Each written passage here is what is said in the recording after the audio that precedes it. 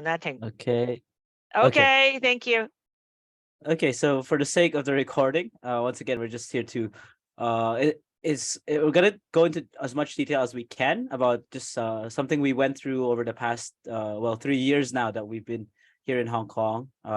It's not gonna be too much of a presentation, just a bit of sharing and some of the things we've experienced and things that can help you guys before you even come here. So yeah, Felipe, take us away.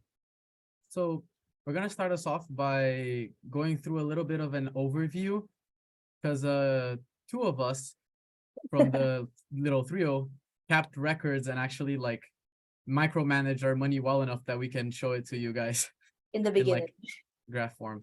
And my camera decides to die every 10 seconds. So this is a brief overview of our expenses, specifically of the first semester upon reaching BU. So as you can see, Tiara has most of her money actually going to leisure or personal items. My camera is literally deciding to die. It's all right. It's okay, man. Sorry. Continue. Anyways, so and then as for me, I eat a lot more, so most of my expenses actually just food. And then other smaller things. So like this is something that we realized. People spend differently. Different people have like, even though we're both students, we spend very differently on the first semester in BU. I spent a lot on food because I was eating out and cooking slightly more expensive stuff. And then I also bought a lot of things for that, like utensils, cookware, a lot of things from IKEA. So that's why I also had more necessities, more things that I needed to, for home. Yeah. Meanwhile, I fully expect not to cook because I know I can't cook and I don't want to burn down the school. So therefore, I don't have any of those expenses. But I think like the money that you see there, from around 2.5 to 3 to 4 HKD, 4K HKD, I think those are around the expenses that most students spend in their first month, every month. Yeah. Though I would have to say, like in our first year, we spent a lot less, but then the expenses goes up as you go to your second year and third year too. But those are around the money that you can expect to spend in your first few months. Yeah, because like once you get a better grasp on how to manage your money, how much you're spending on food, how much you're spending on other things, you kind of like become a little bit more aware of what you can afford to buy or not, and then your spending naturally goes up and then stabilizes, which is what we saw happening as the years passed by. Alrighty. Well, we'll get into a little bit more detail of that later, because there's a lot of things that you have to know when you first come in. But we'll talk about that a little bit more in the tip section later. So now I think let's go to a little bit more detail on the food section. Next slides, please. So in terms of food and meals, I think this is sorry, a key point for everyone, right? You want to know how much is it per meal. If you want to eat 3 times a day, 2 times a day, or 1 time a day, it depends per person. So generally, next slide. We can find that there's 2 ways it can pan out. Usually there are people who cook. Particularly if you're staying in halls or finding your own apartment, people tend to cook, or they can dine out. So of course, when you're cooking and you buy your meals from the grocery, you can expect around a 15 to 50 HKD per meal. While dining out, usually, depending on where you decide to eat out, it can range from anywhere from around $48 to $200.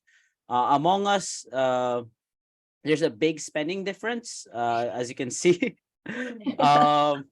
Felipe cooks a lot more. Yeah. I think it really depends on you yourself, whether you want to cook more or you want to dine out more. People have different lifestyles. But then as you can see, then the price is also different too. But it also very much depends on how much you eat. As you can see, like Felipe cooks a lot more versus me on the other scale. I dine out a lot more. I barely even cook.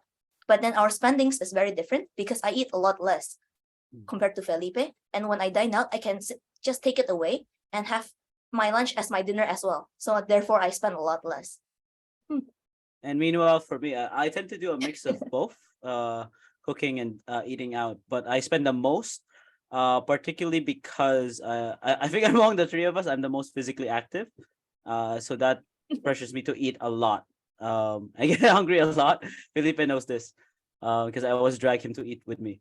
But yeah, so I think like one thing you could do is evaluate yourself and your habits right now, and see if you want to learn some dishes from home before you leave. Oh yeah, That helped a lot. Um, yeah, I want to take the next slide. I also want to add one Yeah. point. When Mm. we look at Philippe cook a lot, but he spent a lot because I wonder if you guys noticed, he said it on the first slide that he cooked something expensive. So cooking is generally a great way to save money. But if you are a tasteful person, if you want something nice, if you cook steak and stuff like that, or like a lot of cheese, then it could cost more. So don't just like blindly think that I will just cook all of my meal and then I will save up. It's not necessarily the case, because at the Mm. end here I'll spend way less. So thank you. Yeah. On the other end as well, we forgot to mention, one of those pictures there is one of our meals we made together. Your spending in terms of food can go incredibly down a lot if you eat together as friends. That's one thing we've done here a lot. If you can see on the top left corner, that's our pasta supplies. That's my pasta storage. Yeah. that we end Uh, up together most of the time. And I think Mm. that really cuts down the cost of the meal. Because when you cook for a lot of people, then you share the cost of the ingredients. And I think that's a good way to save up too. But I think And I think I recall something about the let me see, how you prepare the meals, right? How do you cook? I mean, it must be a busy life as a student, right? So do you finish your class and go back and cook like a housewife or a houseman, or how does it work? so we have different tendencies. So Felipe makes pasta, usually he makes it on the day. But for me, I like to prepare my meals like so for example, for Sunday evening, you will usually find me in the kitchen cooking. I'll be making meals for up until Wednesday. So I will refrigerate them and then I'll just microwave them and I'll have meals until Wednesday. And then on Wednesday evening, I'll start cooking for Thursday and Friday. I don't really cook for Saturday and Sunday because those are usually the days that are reserved for eating out. But sometimes I cook on those days as well. So yeah. Yeah, for me, it's like since I have the flexibility to come home like during lunchtime, I just come home during lunch, cook lunch really fast because it's usually pasta, and pasta I'm already so used to cooking it that it doesn't take me that long. So I can just cook it, eat, and then go back to class or work or whatever I'm doing. But yeah, I think a good summary is that cooking and food really very much depends on you, like on what your lifestyle is, what your habits are, what you like want to eat or usually eat or not eat. And I think it's very much something that now that you have time to figure it out, you can figure it out like, oh, how much do I eat usually and how much I can like get away with, and what do I want to cook and what's easy to cook. I think those are the things that I wish I had figured out before I left home. And I wish I learned some like easy meals to cook, like chicken, like noodles, pasta. I wish those are the things I've learned from my mom before I leave home, because those really comes in handy in halls too. But yeah, I think spending wise, like cooking is usually the more economic option, but that also depends on what you cook, right? So finding out some meals that you can cook simply, like curry, like pasta, those are good ways to save money. Yeah. Moving on to study-related expenses. So for study-related expenses, there is honestly BU has such a good system. The professors are like, their professors are aware that not all students have the possibility to get books. Like for example, I'm chemistry. We have chemistry textbooks that are like 1,000 pages thick and would cost like a lot of money, but the professors are aware that we're not able to, not every student is able to get them. So most of the materials, like if not all of the materials that we need for studying are online and are provided by the professors.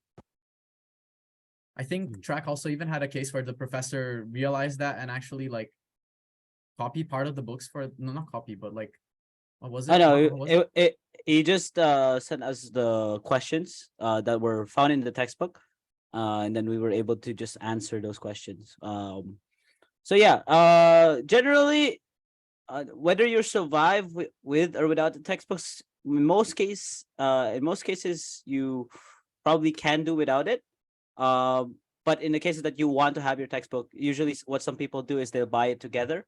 So they'll get the textbook together, or They'll they just borrow borrow from from the library. Yeah. Yeah, borrowing from the library is great because you can schedule to borrow it like in advance, so you can have it for example, the exam period you need it. And the library has all of the materials that professor use. You just gotta, go there, borrow it, take it home, or read it there. Honestly, there's no like shortage of materials for you to study on. One thing people will have to spend money on most likely is calculators. If you do not have a calculator and you're science or business, I highly suggest you to get one. So something like a scientific calculator, like a Casio, like this, for example, is more than enough for you for all your needs. Track has 3 of them. Expert will get a Yeah. of them. I have 3, particularly one is for me, one is for hardware calculation, and one is for my friend, because there's always someone who forgets their calculator. Yes. So that's why I have 3. So now you guys know you don't have to buy one, just find track. No, No, If you please do- don't. if you do buy one, these can be bought for like about 200 Hong Kong dollars. It's not Yeah. that expensive, and it's honestly a very good investment. I did not have a calculator when I got here. I'm so happy I bought this. Yeah. And I think moving Uh, on to the most important one, laptops. I'll pass it to both you techies. Okay, so I think I'll cover this because there's a story among us in our friend group that somebody made a mistake in buying their first laptop here. In his defense, he was the first one to arrive, but he way overspent on his laptop. He spent like 18K for a laptop that he could have gotten for like 10,000 Hong Kong dollars, spec wise. So I think I would like to assume most of you have laptops, but in the off chance that you don't, because some people actually come here without one, you would not be able to survive university without one. That is something I can guarantee. So my suggestion, if you have one with you, bring it with you. Make sure it's functional. And if not, then you might want to save up and do a little bit of research on what would be enough for you. Because for some people, for example, for computer science people, they might need a more higher spec laptop with a little bit more capabilities, particularly down the line. But most people would be fine with like a ThinkPad or just a business laptop. Like usually around 5 to 7K would be a decent one at that. So yeah. Yeah. Also, one little thing for science people, you might have like you might know you have to make 1 or 2 purchases for lab courses, like, and then never again. So like buy the lab coat and the goggles, and that's it. And that's about 170 Hong Kong dollars, slightly more or Ish. less. So that's a one-off purchase that you're going to use for the entirety of your study at HKBU. Yeah. But yeah, I think that's I about it. wanna add on the laptop thing. So first, I'm pretty sure most of you have a laptop. It's completely fine to bring the one that you have first. So don't rush into. I also know student who was rushing to buy a new laptops before they come.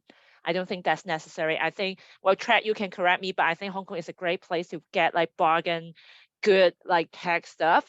That's one thing. And secondly, every year at the beginning of the semester, actually at the university, there's something called like a scheme to help you to get a laptop at a discounted price. However, advised by my really tech savvy friend, I think they would say those are not the best. They would take you to like the local mall to get like the best bargain. But either way, I think Hong Kong is a good place to get stuff. Someone asked about Microsoft Surface Mini laptop. Anyone know anything about that? For math majors? I think math majors, they don't really need to do that many computation wise. It should be fine. I think as long as it's functional for now, word processing, most of those stuff is really all you'll need it for. And then if you need more specialized stuff, you'll actually find out throughout the courses. But I Yeah, think 'cause- in because the laptop is mostly used as like Excel, Word, PowerPoint for presentations, for studying via your notes, if you take notes like that as well.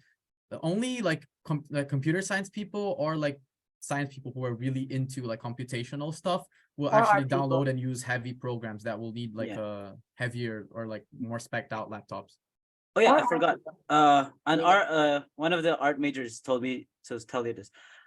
So actually, the other people that need like pretty beefier specs are the art majors or film majors or anyone that needs with the creativity part. They actually have Mac stations on campus that's available for usage for them. Um, so yeah, really, yeah, as long as you have a functional laptop that can use like the Microsoft Suite or even like the Google Suite stuff, you're more than enough. Um, For people who are okay, asking in the chat about PC I think specs, let's don't let's worry go back about to it. that later. Yeah. Yeah, take the computer you have, bring the computer you have, and it will be If you need enough more, for you'll you find year out. one. Do not worry at all. Year one, year two, you will not like, even if you're computer science, I believe you will not need anything like beefy and anything specced out. So just bring it. Yes, having a computer is enough for you to study, and you can think about getting a better one, or if you find the need for a better one, then you can save up and think about that later on. You Yeah. do not need to worry about bringing out a very good laptop straight up when you come to uni. Yeah. Okay. So Lila? moving on. So going into leisure. All Sierra. right. I'll take this one. I think for in Hong Kong, like for me as the first year when I first got here, I was like, oh, first taste of freedom. No curfew, no parents. Let me do whatever I want. But I think one thing that I was like keeping in mind too is that I think to start off, I was very cautious. Can go to the next slide. I think there's a wide range of activities that you can do in Hong Kong. A lot of the more popular one is hiking ones and going to beaches. I think those are the activities that a lot of people often do. And as if for those of you who are going to be living in halls, I think many halls provide opportunities for you to go hiking and go to beaches as well. I think those cost next to none, just mostly transportation fees. But then I think as in the beginning, I mostly did the cheaper activities, beach, hiking. But gradually, as I have more grasp on my money and like knowing how much I need, knowing how much I can afford to waste, it's not wasting, how much I can spend on having fun, I gradually move on to like activities that takes more money. Like next slide. Like say bowling, movies. I think those, oh yeah, movies in Hong Kong are a bit more expensive, but I think those are activities that now as a third year, I go to a lot more often. I think because those are like the middle range ones. But then there's also the higher range fun activities like say kayaking. Those are things that I try to do maybe once in a semester, once in a year, if any. And there's also Disneyland. I think usually for students, we get the annual pass. We save up and then we get the annual pass if we get peer pressure into it. Both of these guys, they peer pressured me into getting an annual pass. I would No. She peer pressured us. You peer pressured us. I would not have gotten the pass for Disneyland. Yeah. Apart from Disneyland, there's also Ocean Park, which is Yeah. more focused on like actual roller coaster rides. There's a animal section. He's showing off For his people pass. who don't like Disney, I would recommend you go with Ocean Park. But again, this is like you save up for it and you get it because it's But very expensive. Yeah, I think that's basically it. Like if you are just coming in, there's a lot of activities that you can do for cheap or for free. But then for things that are more expensive or more high end, please consider your expenses carefully because I know people who just went up, let's go to Disneyland, and then they end up with like no money to eat. So don't make that mistake too. And also try. Want to take it away? Oh yeah. No. Before clothes, go back. Go. Okay. So this is a personal advice from me. Because your spending on leisure and outings will depend on what kind of like person you are, particularly on your first year. For a lot of people, the first feeling is like, oh, it's my first time away from home. I'm handling my own money. I can do whatever I want. I don't have a curfew. I don't have to tell my parents anything. Please tell your parents. And a lot of times you can go crazy with how much you're spending, and you don't actually realize how much you're spending. Because an outing, whatever it may be, from all these stuff or other stuff, you can easily spend $100-$200 a day just for the outing along with eating out. But sometimes you don't realize you're spending 300, 500, 1,000. Actually, personally, my highest spending for one day is 1,500. But I know some of my friends that for an extended birthday outing, they spent like 3,000 Hong Kong dollars in a single day. Actually, not a single day, a single night. So you have to be mindful of your money. And yes, freshman year is a year to try out things, to be out there, but also just be mindful of like what you're financially capable of doing. Because I know like a lot, like people come from different backgrounds. Some of my friends is like 3K is nothing to them. It's like $10 to them. But for some people, 3K is like a month's worth of expenses, right? So just know where you are at and how much money you have. And I would suggest like in the first few months, be a little bit more careful in your spending. Just not make the same mistakes that I did at the time. Yeah, because I think especially when you're like first coming, for me it's hard for me to do the conversion in my head. For me, I'm like, it's when I think of like say 50 HKD, I don't know how much that is. I don't know how much that's worth. So I feel like in the first few months, I would suggest you guys to be more cautious because it's very easy to like rack up money and then suddenly I spend that much. Oh no, it's gone. Yeah. So And speaking of that, I remember one of our friends did not ask anything about how prices were, and they spent $100 on a plate. oh man, right? Yeah, one of our spent $100 Hong Kong dollars on a plate, like literally just a plate to eat on. That's They normal, by the way. cost $7, guys. But yeah, I think it's because they thought that's normal, right? I think that if I remember, they thought that's just how much plate costs in Hong Kong, Yeah, exactly. but it's not. Just say it's not. So I think what they're trying to say here, I don't know if you, well, because I enjoy it so much and I still keep thinking who actually wants to go to Disneyland. The thing is you have to find a balance. So Tiara was actually extremely careful. Well, she looks like a very confident young woman now, but in her first year, she is a very cautious young lady who has just left home for the first time ever. And I think you spend a lot of time holding on to your money. While Trek is the best friend of everybody. I don't know how much you spend, but everybody loves him. They go out with him. Everybody want to hang out with him. So I understand, and I also learn from other students who feel the pressure to just hang out with everybody in their first year, to make so many friends that's how I can survive. So I don't want you to feel that way. Just remember, you can do things in your own pacing. Don't stress out yourself, but then you don't have to close up that much, but then you don't have to feel like I need to be in everything. And also, guys, we forgot to talk about how all these wonderful free or cheap activities the whole committee organized, right? I think maybe all of you, at least Tiara, had done the Thai boxing thing. So there are different kind of interesting. Can you name a few? Like what do they do, and what is the frequency of that? Like the activities, I think Yeah. Hall arranges activities pretty frequently. Like almost like every month, you could find like 1 or 2 outings that they arrange, ranging from hiking to what was it? There's a prawn catching thing that happened at Halls. Oh yeah. Like, Yeah. the most Yeah. random things. And there's also like Thai boxing. I think if you want to go for like activities just for fun, you wouldn't be like lacking in activities especially if you live in halls. Oh yeah, as a tip for me, because I'm actually serving as a mentor in halls right now. A lot of the hall activities that you go to will be subsidized, so they're extra cheap. They're way cheaper than if you go by yourself. So one activity that I helped organize this year actually was a trip to Tayo. We looked at pink dolphins near the border. If you've never seen a dolphin, they're quite cool. These ones are pink. It was pretty nice, and also like we had free lunch as well. So those activities, like if you're more cautious about your spending as well, then feel free to go for those ones. There's a lot, but they're not just trips as well. Like they said, yeah, there's Thai boxing. There was a karate class. There was yoga classes. There was even like Polynesian dancing at one point. There's a lot of activities. We can think, honestly, there's too many to go to. So don't be pressured to go to all of them. Yeah. I think that's something that like as a freshman I fall to a lot too. Like every single other thing I'm like, okay, let's go. Because I feel like I'm gonna miss out otherwise, but don't fall into that trap. Because there's gonna be a lot of it. Oh yeah, studies first, balance, by the way. Oh yeah, study. Yeah. Yeah. Okay, moving on. I think I'll take last on this one. You guys want to go first? Really? Okay, sure. Yeah. Felipe, you want to go first? Okay.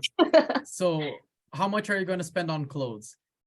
That is a hard question to ask a person you don't know, but we know ourselves. So see how much you are spending on clothes now, and imagine that that is going to be how you're going to be in Hong Kong, because you really have no idea. People go through many different like phases of like style and things when going off like away from their parents. For example, me, I have never bothered that much on like buying stylish clothes. As you can see, I'm wearing a plain white t-shirt. But so like for me, clothes spending is almost zero. I've only bought like what 10, no, not even 10 pieces of clothing ever since I came to Hong Kong. And then I got a few as a gift. A subtle reminder that I'm not good with my own style, but Okay. but for other people who are like actually like to be stylish and like dress up even for everyday life, clothes spending can go a lot higher. I think Track and Tiara are better at telling you guys about that because Okay. Alright. I think I'll go. Okay. Okay. So first off, and I think that we'll talk about the essential and optional outfits later. Actually, we'll go first for the optional ones. In terms of optional outfits, a lot of people, particularly in their first year, they come in with a certain style, and then over the course of that year, you start to see them doing different clothes. You start to see them change, and some people don't change. Felipe didn't change; he still looks the same. But from my experience, a lot of people do. And you might not think it, but like one activity that people like to do in university is just change up their style. Some people color their hair, some people buy new clothes, different styles. I personally became a hoodie person, but also a lot of other stuff. I have a lot of clothes. My closet is full. And like unlike Felipe, I've probably bought over 100 pieces of clothes here in Hong Kong. I have more clothes here than I do at home now. And the spending can rack up a lot. And yeah, depending on what kind of style you go for as well, it can go vary in prices. Also, on a note on that, do note that the climate here might likely be different from where you are from. So in summer, it feels really hot, but in the winter, it's not that cold. It says like 17, 90, like 9 degrees Celsius, 17 degrees Celsius. For some of you, that might not be cold, but because of the moisture here, it feels very cold. Even some of my European friends find it colder. Although it doesn't snow here, just because of the humidity. All right. And I think I'm going to speak as the middle ground between both of them. Because I think I came in Felipe and I turned into Track somewhere in between. Like, I think for me, like I come in like not really caring too much. But then when I see like, okay, when you get to Hong Kong and when you get to university, you're going to see people being extremely stylish. There are people who's going to go to classes dressing like a model. And I think a part of me when I was a freshman, I felt pressured. I was like, oh shoot, like I need to, in a sense, measure up. But then I think what a big mistake I did in my first year is like Track said, like my clothing can be kind of pricey here if you're not careful. And I feel like I spent a lot of money on clothes that I don't really wear now. Like I spent a lot of money on clothing that I feel like I try to match the people around me. But I think when you like when you spend a while in Hong Kong, you're going to learn that there's no style at all. There's nothing that you should be pressured to match to. I think because simply Hong Kong has such a wide range of style. There's going to be people who wear hoodies all day. There's going to be people who likes to dress up. There's people who are in between. There's Track showing off his hoodies. I think you have like what, 10? But I think it's just there's so many range of people and it's going to take a while to find your style. It's going to take a while to find, oh, this is who I am. This is what my style is and what I'm comfortable with. And for me, now that I've gone through like many different phases, I've kind of like figured out, oh, how much what I like and what I would wear regularly. So I actually spend a lot less on clothing now, even though I wear arguably more, like in a sense, more stylishly or more formally. And I know more how to dress, but I spend a lot less simply because I know myself better. And I take time to like figure out, oh, this is what I like, this is what I don't like. So I think my advice to like first year is to don't feel pressure to dress any way that you like. Just come as you are, and then you'll find yourself at some point too. It's not a requirement to have friends or anything. It's not a requirement to dress well. If anything, I would say hygiene is a requirement. Be clean and smell decent. but that's a big requirement. But dressing well is not a prerequisite to have friends at all, because there's just a wide range of people, and clothing is not a way for you to be judged or for you to judge people. It's simply a way that you enjoy, something that you enjoy. Yeah. So yeah. Okay. So, on the so more for sorry. So for those of you who are in the audience thinking, why are we spending so much time on clothing? Well, if you care about clothing, you probably understand why. But if you don't, it's probably something that will come into mind. It's just like what Tiara said. I had the same experience when I went to university. You know, first year, first week, I was under the pressure to dress better, which I don't know what that means. I don't know how do I look better. I look super weird. But I guess what they were trying to say is you could be Philippe, completely fine, still got a lot of friends because he's clean and smell good most of the time. But I mean, really, when it comes to mine, it will happen, I'm sure. Don't feel pressured, and I mean, reach out to these people. And Tiara, you didn't say that one tips. You said now you spend less money because you know yourself more, and also because you know when to buy stuff. Yeah. Mm. Oh yeah. That's one thing. And should I mention it? Okay, sure. I think one thing about Hong Kong is that like Trek said, it has very different seasons. In the winter it gets cold, in summer it gets hot. So I think one tip that I find very helpful is that buy summer clothing at the end of summer and winter clothing at the end of winter. And I feel like this is something you can only do when you kind of know what you like, when you kind of know your style. So you can wear summer clothing that is cheap at the next summer. I think that's something I do a lot. Like now that like winter is ending, I was grabbing like winter clothing so I could wear it in like when October, November rolls around. And then I think you spend a lot less that way too. But yeah, I think that's gonna take a while. It's gonna take a while to know yourself if you don't, in a sense, don't really know your fashion style. So take your time too. Like clothing isn't gonna go anywhere. Oh, Mm. and also Chat mentioned that even though Hong Kong is not going to snow, it's still quite cool in the winter. So if you have winter clothes, don't just leave all of them at home. I know students, you know, who thought that it'd be super hot and then just leave all that, and then they have to buy winter clothes here. It's cold in Hong Kong because of the humidity and also because there is no heating and the window is like one layer. So Mm. if it's 7 degrees outside, it's 7 degrees on your bed. You are like sleeping on the street. You can ask them. Like that's why people would get blanket and then you wear socks in bed and all that. So just a reminder. So I guess we also have to go to the essential outfit, right? Yeah, that's Yeah. on me.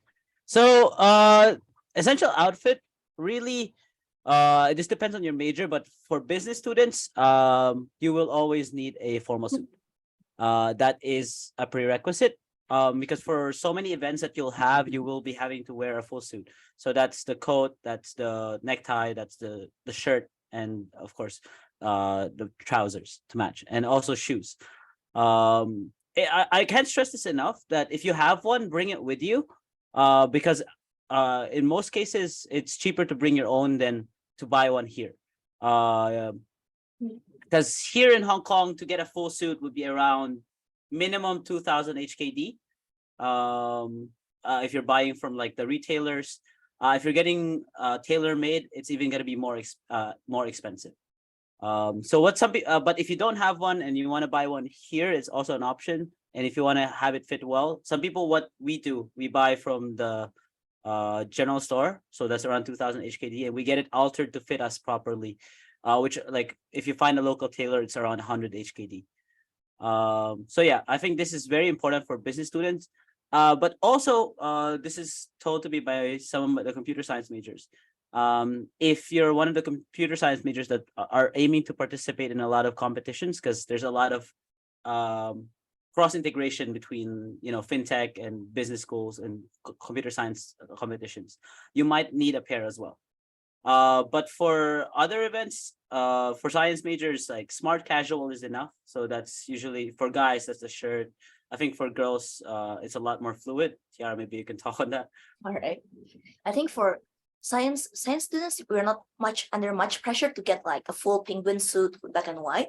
But I would say if you're going to plan to go on like events, on competitions, on internships, on meeting professors and many different things, actually, weddings, many events, then I would say if you have a pair of like nice shirt and slacks, and I think that would do well enough. But for girls, I think there's a wide range of things that you can look for.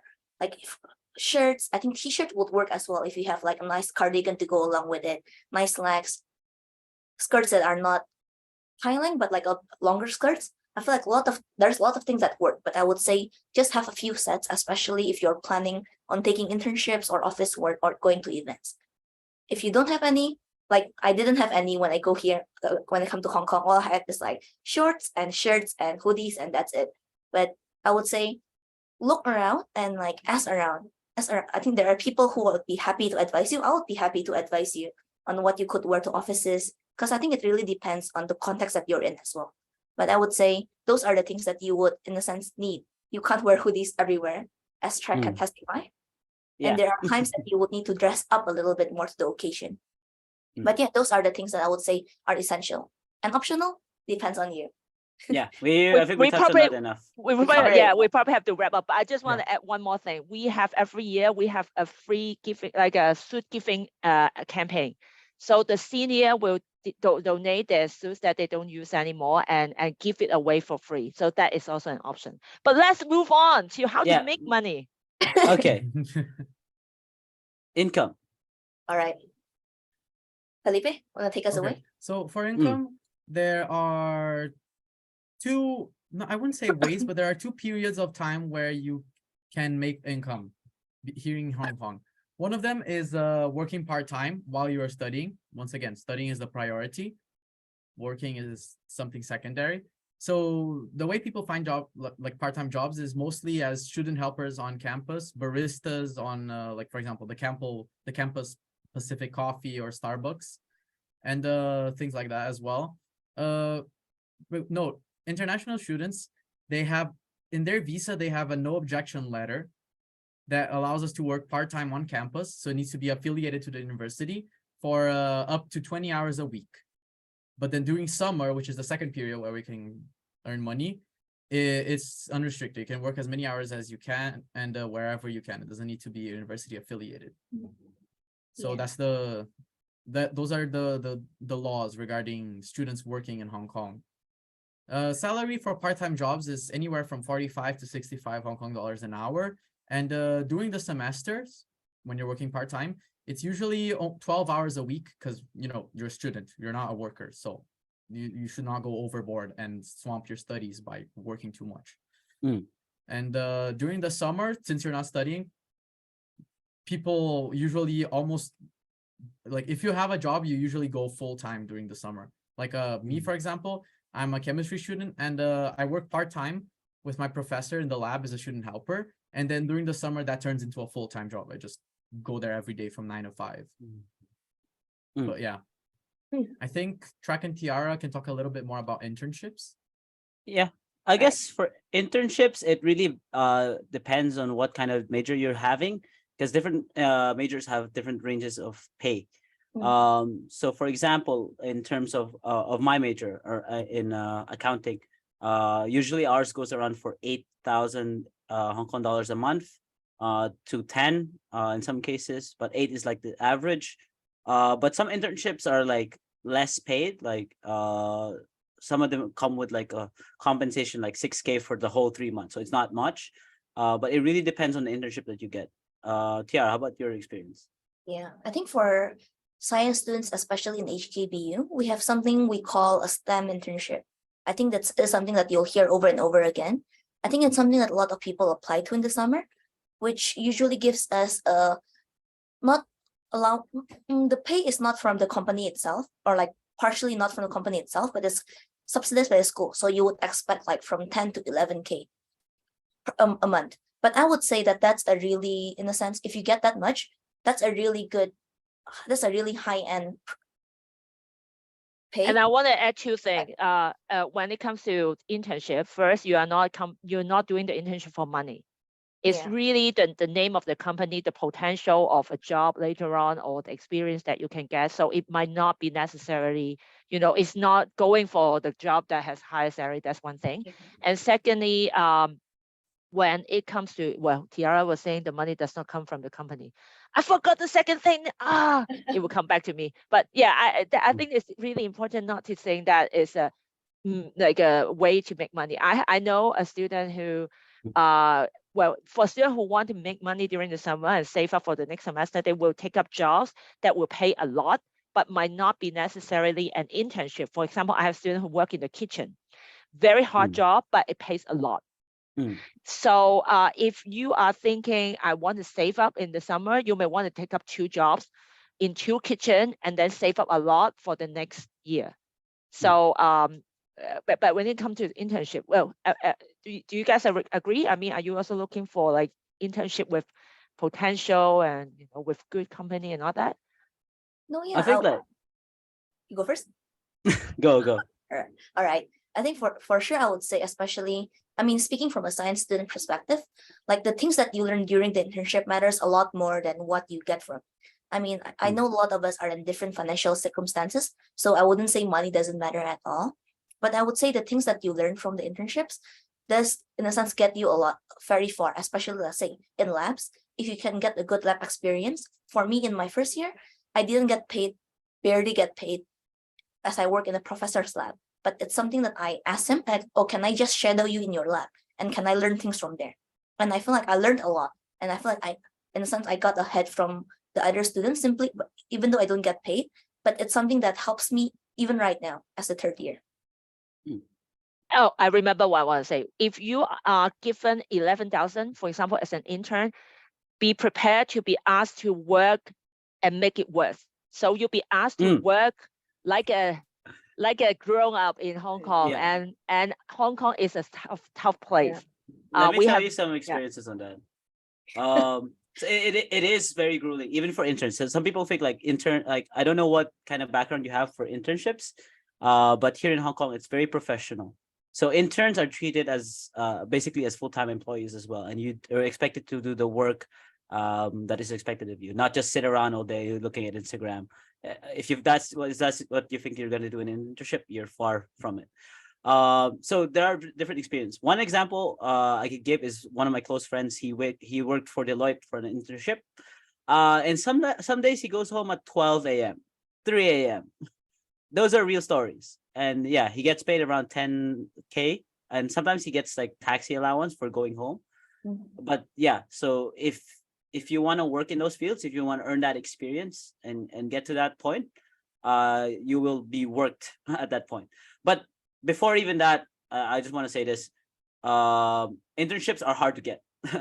So be prepared to be rejected a lot, but try to apply for a lot, because remember, there's a lot of students applying for it, but there's also a lot of options.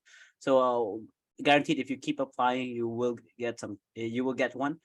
Even for graduates, it's the same story. Okay, we probably have to move on to Yeah. the tips. So one thing one thing about the part-time job is that some students would ask me whether they can get a part-time job and support themselves. I would say it's not realistic, because if you look at the rate they're giving just now, it's not much. And also you have to compete for a part-time job. So many students want a part-time job as well. And you have to be good to keep a job. They can fire you. That's another thing. And also at the end of the day, it's really about your study. If you fail, if you get a low GPA, you won't do it again. And it happens to some students. So don't really think about, how to, can I work 20 hours a week? And it's not possible. Okay, last bit is their tips, and then we will move on to Q&A. All right? Yeah. Right. Felipe, Sorry. take us away. So for tips, we have a few just simple tips to give you. First one, when you're coming to Hong Kong, do make sure you have enough for the first month. So do come in with the mindset that you will try to spend as little as possible, but on the first month you will have expenses that you will not have further on. For example, if you're going to halls, you will be spending stuff on bed sheets, room stuff, IKEA stuff. Basically, the first month you will have to spend a little bit more. Specifically for scholarship students, do make sure you have enough money for the first month, because you need to set up the bank account and get their scholarship. On that note, setting a bank account in Hong Kong is extremely easy.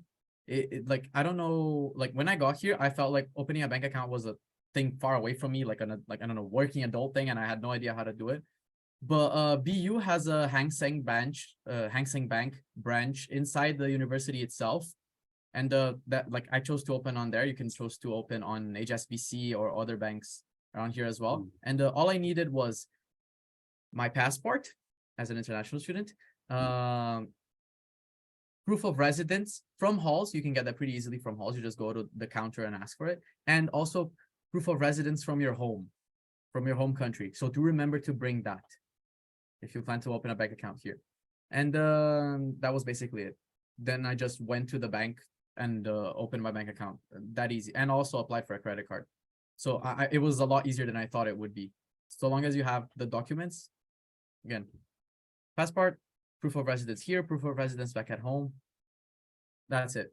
And then you can open a bank account. Okay. And then also on top of that, I think this is from my experience as well. One common thing is when you go out with people here as a group, usually you'll pay as a group and someone usually nominates, oh, I'll pay first, and then you can just FPS or like you can pay me later. I would suggest being careful with that, particularly in larger groups, because money-wise, like those kinds of things, is hard to manage in groups. And sometimes it's like, you know, in the moment it's fun and everything, but then asking for the money back later, it can be very difficult. Those have been a cause of a lot of fights in the first year. So be very careful with that. So don't pay for the whole group. Usually just pay for yourself, if you can do that. Or if you have a smaller group and you trust each other already, you've known each other for a few months, then maybe you could do that. And on the other end, credit cards is going to be another option to get while you're getting your bank account. So this is something I will be very wary about, particularly for people who it's their first time handling their own finances. Because credit cards, people tend to forget that, you know, you have to pay and then that will come with interest. And sometimes you don't really realize how much money you're spending on it. And then you check your balance statement and then you're like 8K, 10K in debt and you have no way to pay it. That I wish that was just a joke, that, you know, that doesn't happen, but it does happen for some people. So I think really what's best is if you think you're well enough to handle it, get one. But if not, there's also alternatives. Like a lot of people use debit cards here. There's like the Mox card. There's a lot of students that use that because rather than, you know, having a balance that you're borrowing, they have to put the money in first and then use that. It's a little bit different, but then it helps you manage your money for better, particularly if it's your first time. Tiara, any more for you? No, I think it's for tips. Maybe we can move on to Q&A for any questions. So for the Q&A sections, guys, if you want to unmute yourself and ask questions, ask away. If you want to type it in the chat, feel free to do so as well. Yeah. So any questions? Feel free to ask us. We've been here for 3 years. We've seen a lot of it. Right. Now they're shy. Or they are typing, I'm not sure, but I Yeah. think I would want to ask, okay. Oh, someone asked Oh. question. Subsidized facilities. Well, it depends what you mean by subsidized facilities, because there's a lot of different facilities. For like equipment and stuff like you'll need for your study. Usually those are on campus, and you don't have to pay for those. For example, like for business students, we have Bloomberg machines. If you've ever heard of those, we have free access to those, to the financial market machines like that, and info. For one thing is for all the students as well, there's a free gym that you can use. It's called Waihang Sports Center, and it has most of the things you'll need.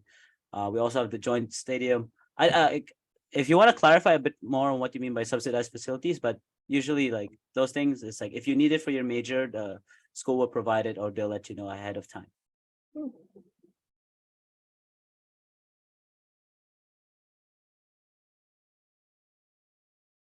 Seriously, no questions, guys?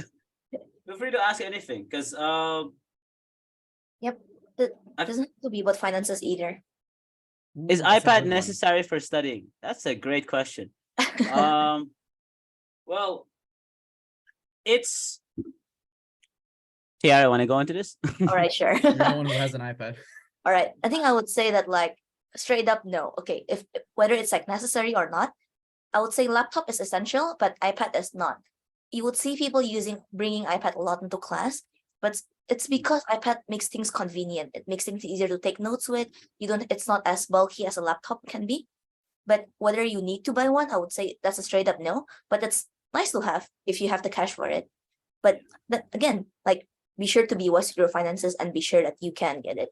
Ooh, and also, specifically for iPads, Apple always has a student discount near the beginning of classes and the end Oh, of yeah. classes, if I'm not mistaken. And that like, basically you get the September. iPad and AirPods and $1,000 Hong Kong dollars off. So Mm. if you plan to buy an iPad, like think about doing it like here and not beforehand because of the student discount. Okay. So yeah. Subsidized item of domestic use. I don't understand what you really mean by I think domestic he means use. I think he means like, I Toi- don't know, toi- blender, not like blender, stuff like that. I don't know. Is it Um, that? well, Uh, I don't understand exactly for domestic use. oh, Utensils and all that. utensils. Oh, you- you can buy them. You can buy them cheaply in IKEA. That's IKEA and Aeon. Aeon is also a shop that has like basically anything you could want, like home wise. But whether it's subsidized or not, generally it's not unless you live in halls. If you live in undergraduate halls, then they would have a common kitchen, which there is like usually pots, pans, microwave, and things like that. But if you're a germaphobe, I would still say you will end up buying Yeah. your own stuff like I did. College experience is experiencing a very dirty common kitchen. So Yeah. Generally, I don't think that's going to be a major concern for most people. Like utensils and that, it's pretty cheap, and again, IKEA is pretty well priced. Yeah, I don't think that'd be a big concern for you. how come? Halal food. Oh, I can speak a bit more on this. Sure. Okay, so on campus, actually just this year we had a little bit of a revamp of the halal foods, the availability. It's still in the works in campus. We're trying to get improvements on that. But there have been improvements this year. In terms of Hong Kong in general, would I say it's a little bit more rarer? Yes, but there are sources you can get those from. I don't think I'm the best one. I don't think any of us would be the best one to speak on those, but usually our friends, like our Islamic friends, usually know where to point you. Usually your seniors will be able to help you with that. Okay. We are very close to a neighborhood where you can get exotic or not exotic, like ingredients for different things like Thai, Nepalese, and then including halal food, halal meat, halal raw, ingredients for cooking. And I think that's many students will offer. And Track is right, it's a work in progress, but every year I think the university is making progress on that. So hopefully it's getting better. I saw a question about whether barista job is a legal part-time job. So whether it's legal is whether the job, it depends. So you are allowed to work part-time during the semester on campus. So if that barista job is on campus, then you're allowed to do that. And of course, it cannot exceed the legal like maximum number of hours as well. So 20 weekly I'll hours. answer that one. And the Yeah. other one about address proof, it really depends. Usually it's something from the bank or from the government or even from your school with your name and your address on it. Usually that would work. How about you guys? What did you bring? I brought brought my my family electricity document. bill from home that had my address on it. Yeah. That's proof of residence from my hometown. And then from here, you get a slip of paper from halls when you check in as a Yeah. proof of residence. So I just brought those Yeah. two. Yeah, our place you could get a issued certificate of residency. So I just brought that. I brought my Oh. family document or KAKA for Indonesians or in the chat. And I just photocopied it, get it notarized, and I brought it here. And it works. Okay, I saw a question in the chat. Are there many organizations or competitions there or social groups? I think as the one to talk about this, I am. There are a lot. There is in terms of competitions, there are more than enough. Like Hong Kong is a very competitive city and there's a lot of competitions. I just came from one yesterday. It was a pitching competition for business. So there will be a lot. There's a surplus. You have access from local ones, in-school ones, to even international ones and national level ones. In terms of organizations, I would say there's a lot. There's a lot of organizations within school, and there's a lot of organizations also found outside of school. So it really just depends on what you're looking for. But usually, if it's something you like, if it's something you can think of, there's something in Hong Kong, somewhere in Hong Kong. Mm. Okay, any more? Nope. I Keep think them we- coming, guys. Bank statement. Yeah, I think that works. Yeah, I think that works enough. Yes.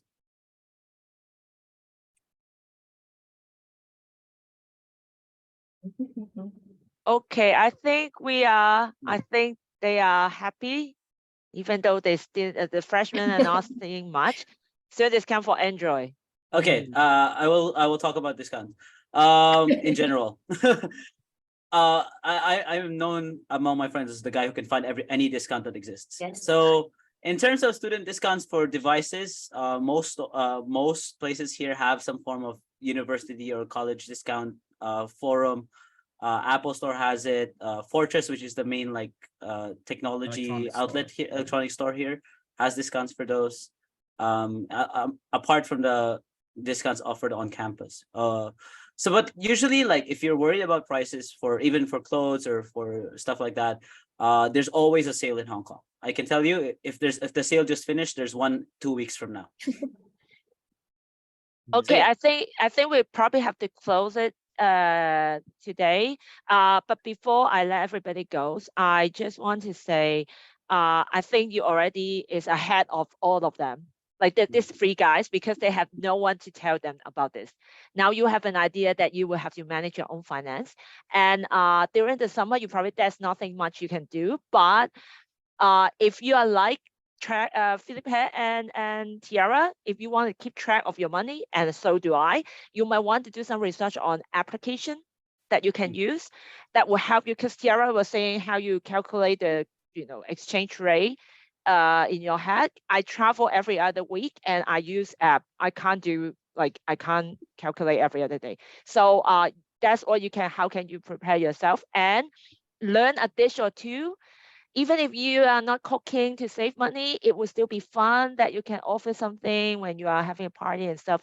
So I hope it helps. But thank you guys. I mean, the 3 of you have been amazing. Exactly what I wish for. I hope the students who are here have learned what you need. And I will see you in Hong Kong. Actually, next month we will have something else. We will send you invitation again. But thank you, everybody.